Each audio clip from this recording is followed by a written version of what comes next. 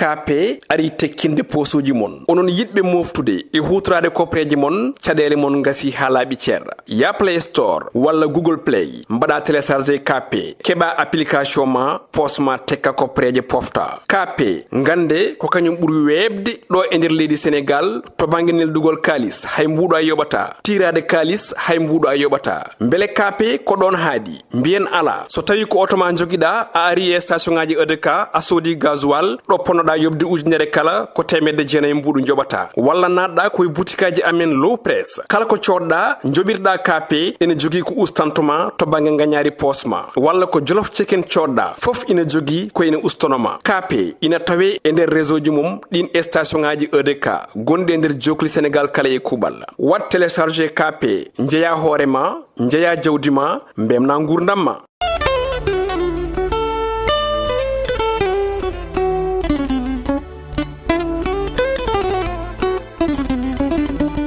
assalamu alaikum bandiraɓe musidɓe tedduɓe yeeɓiyankoɓe ayaw Piindi TV on calminama on jurama ko dañde tigui weltade kadi jottaɗe ɗo wonande moon actu people on mbiyama kadi mbar jaam Allah kisal wone moon eno mbaɗɗuɗen e fête de la tabaski mala andi mi añana haade sisiɓe joɓjoɓɓe noon jalde no fewi wiide moon no en mbattinima wuuri oɗon jallo oɗon jaafo min jalli min jaafima kala ko meeɗa tata e kongi en ñaguima yaafuya en garti e actu people woni men e caméra o ko Alsan Seydi Sow ene jeeya hande kamin gaddini mon e people aji men hande woni mawdo lendi son excellence monsieur Macky Sall waɗi discours mo ganduɗa hande heɓe nder leydi Sénégal mbatti hen haqqille e kadi goɗɗum ko hesti hen min gartu hen El Hadji Baba Mal vocal dande leñol waɗi windande fewde e mawdo leydi ndi Pawlish Mbaye resi kono bammo ko noon holliti weltaki hen hay saaha goto on dewgal noon waɗi polémique no fewi e nder leydi Sénégal min gartan mon hen e people aji goɗɗi joni joni wonata sen jeehi Alifane garten non tigi Alsan Sow people aji hande ɗi noon ene ɓuuri hen mantinade woni discours mawɗo leydi ndi son excellence monsieur Macky Sall on discours noon ko le 3 juillet tigi wonno caggal on discours noon heɓe noon ɓuuri ɓe welde e discours mawɗo leydi ndi caggal ko ganduɗa noon haali haalluji kewɗi woni situation nder leydi Sénégal e ko ganduɗa ko woni ɓen ustiɓe e manifestation ngaji noon badnoɗi ɗo ɗi kono noon ɓuuri hen noon mantinade noon ko ganduɗa ko woni noon décision mo ƴetti o wonde o jeeyatake ko ganduɗa ko woni candidat élection 2024 ɗum noon saabima hewɓe beltima hen no fewi heɓe kadi joguima hen bectere kadi no fewi e lendemain o ko ganduɗa ko woni statut ji ha e TikTok ji kala réseaux sociaux ji kala ko natal mawɗo leydi tan yiyete toon yimɓeɓe ne jarnamo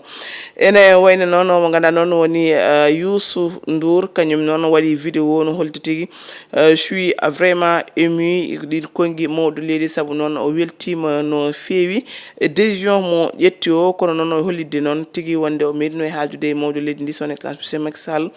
hollimo tigui noon omo andi ɗo ummite omo andi kadi ko waɗata firti tan ko kongal ɗo haalno duuɓi e kitale ruttaki hen caggal hay saaha goto ko dimo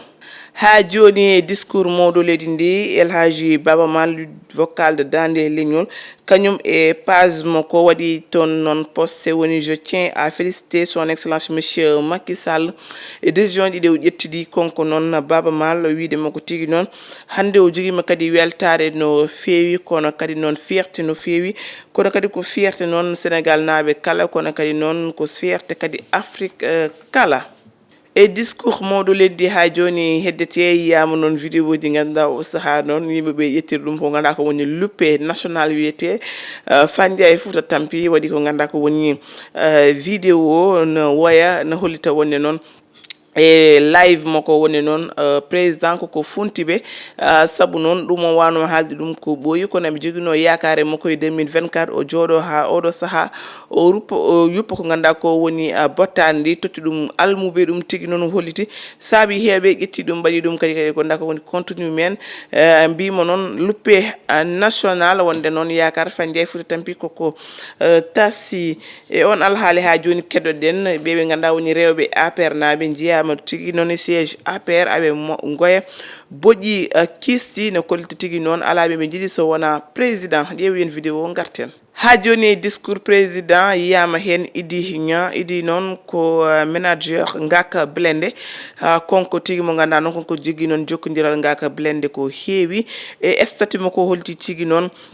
jangna ci yaw lu bari ɗum noon gor sawahja ko ɗum tigi idi nya o holliti o wi noon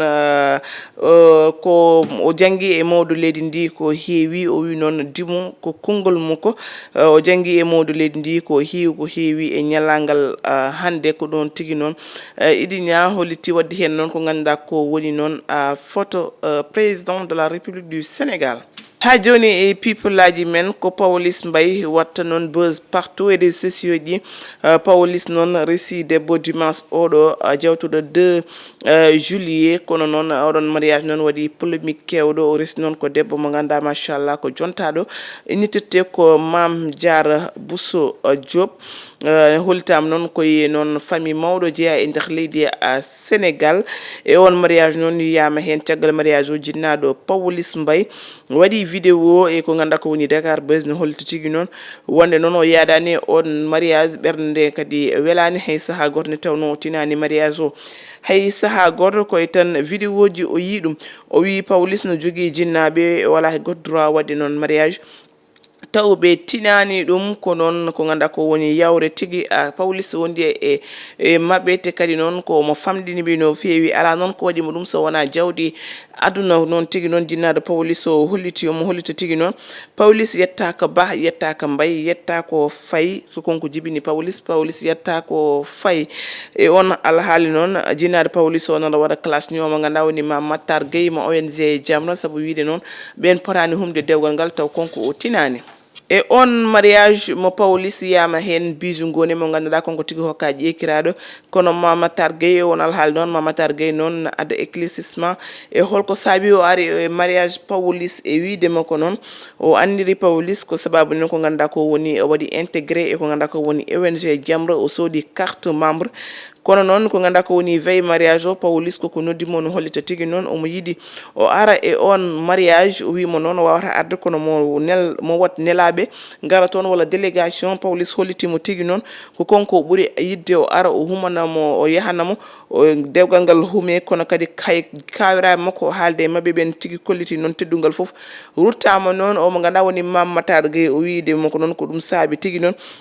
o yettoyi to ganduɗa to noon woni to mariage o e wiide noon won waɗoɓe critiqué no kollita tigi noon forano yaade toon e wiide noon omo ganduɗa woni Pawlish ko neɗɗo no yimɓe foof ɗum noon ɓe ngala hayko droit wiide o forano toon yaade wi ko kadi o waɗi noon intégré e ONG Jamra konko Mame Matar Gueye mo hollita yimɓe tigi noon omo ganduɗa woni Pawlish resi ko omo ganduɗa woni Mam Diara Bousso Diop ko ɓiɗɗo e omo ganduɗa woni sokhna Fat Thiawlay noon jibini ɗum ko omo ganduɗa woni halifa gonnoɗo halifa général des Layènes hono Ablaye Thiaw Laye wiide noon omo ganduɗa woni Pawlish naddi koye famille mawɗo kadi gandade kadi ɓe ganduɗa noon ko diine tigui tan noon woni noon darde mumen ene jogui hen yakar kadi ma ɗum change mum kadi ko heewi ko ɗum wonno kamin tongonno mon e people aji men hande kala ko ngakke hen en ñaguima yafuya e wiide mon noon kadi encore une fois yen baccinimo wuuri cikkomi tan jobjoɓe sisiɓe kam tampani e julde hikka ka min tatamo rendez-vous ko ɓoyata so wiide jomiraɗo e ko ganduɗa ko woni actu people wonno e caméra ko ganduɗa actuellement woni Alassane Seydi Sow on jarama e kettugol.